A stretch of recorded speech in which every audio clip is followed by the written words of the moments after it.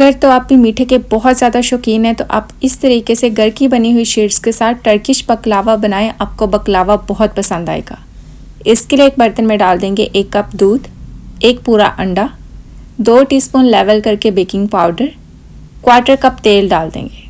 हाथ के साथ सारी चीज़ों को मिक्स कर लेते हैं। मैदा इसमें शामिल कर देंगे 3 मेजरिंग कप ऊपर से लेवल करके। आहिस्ता आहिस्ता मिक्स करके दरमियाना सा डो तैयार कर लेते हैं। डो को हमने अच्छी तरीके से गूंद के तैयार कर लिया। इसको तैयार करने में 3 से 5 मिनट लग जाएंगे। अब इसको ऊपर से कवर करके 10 मिनट के लिए रेस्ट दे देते हैं। डो को रेस्ट दिए हुए 10 मिनट हो चुके हैं। 10 मिनट के बाद आपका डो थोड़ा सा सॉफ्ट हो जाएगा, नरम हो जाएगा। इस तरीके से आपने 20 ग्राम के करीब रफली पेड़े को शेप दे के रख देना है। इस रेसिपी के साथ आपके 30 से 31 पेड़े तैयार हो जाएंगे। मैं इसके साथ 30 पेड़े तैयार कर लूँगी 20-20 ग्राम के। सारे पेड़े हमने तैयार करके रख दिए हैं।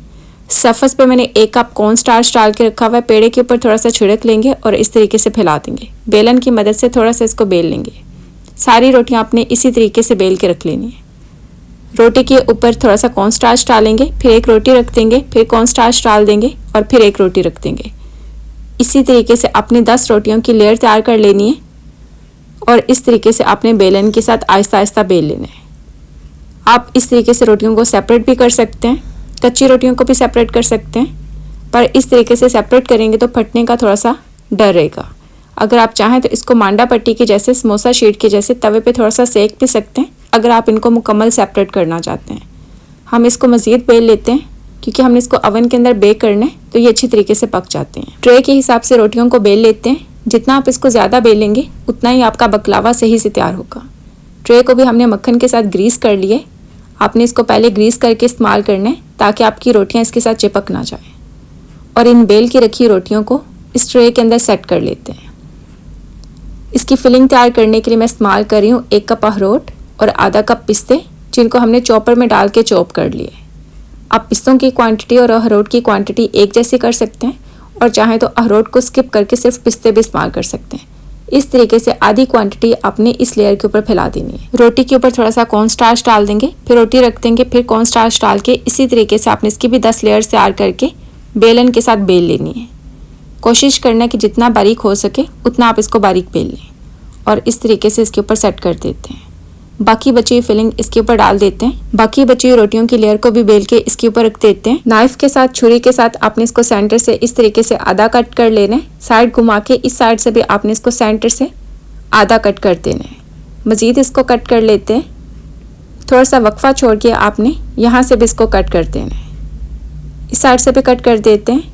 दोनों साइड से आपने इसका वक्फा सेम ही रखना है। फिर आपने मज़ीद इसको 4 कॉर्नर की शेप देने के लिए यहाँ से कट कर देना है।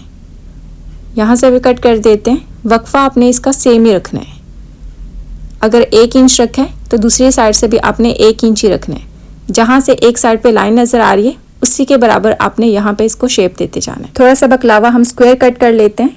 आप इस तरीके से भी बकलावा कट कर सकते हैं और इस तरीके से स्क्वायर भी कट कर सकते हैं। आपकी चॉइस है, जिस तरीके से आपको आसान लगे, अच्छा लगे, आप इसकी कटिंग कर लें। अब इसके ऊपर डाल देते हैं 150 ग्राम पिघला हुआ मक्खन।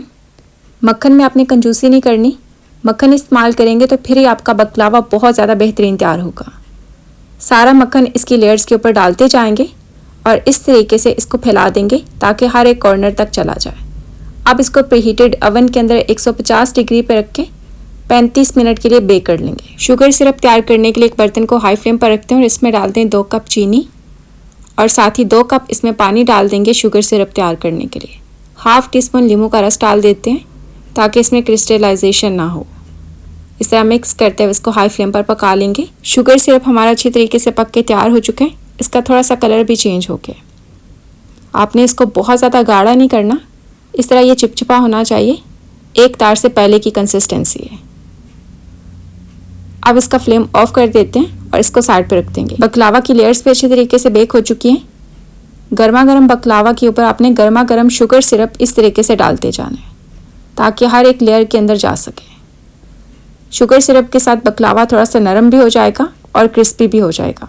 ऊपर से इसको गार्निश कर लेते हैं थोड़े से पिस्ते के साथ और इस तरीके से आप इसको सर्व करते हैं। बेहतर है आप इसको 30 मिनट के लिए ऐसे छोड़ दें ताकि शुगर सिरप इसके अंदर अच्छे तरीके से जज़ब हो जाए। मैं इसको फ़ौरन सर्व करके दिखा रही हूँ। घर की बनी हुई शीट्स के साथ आप इस तरीके से मज़ेदार सा टर्किश बकलावा बना सकते हैं। आपको बाज़ार से शीट्स को ख़रीदने की ज़रूरत भी नहीं पड़ेगी। ये देखिए, ये पिस्ते और अखरोट का मिक्स बकलावा है। इंशाल्लाह नई रेसिपी के साथ जल्द मुलाकात होगी। तब तक के लिए अल्लाह हाफ़िज़।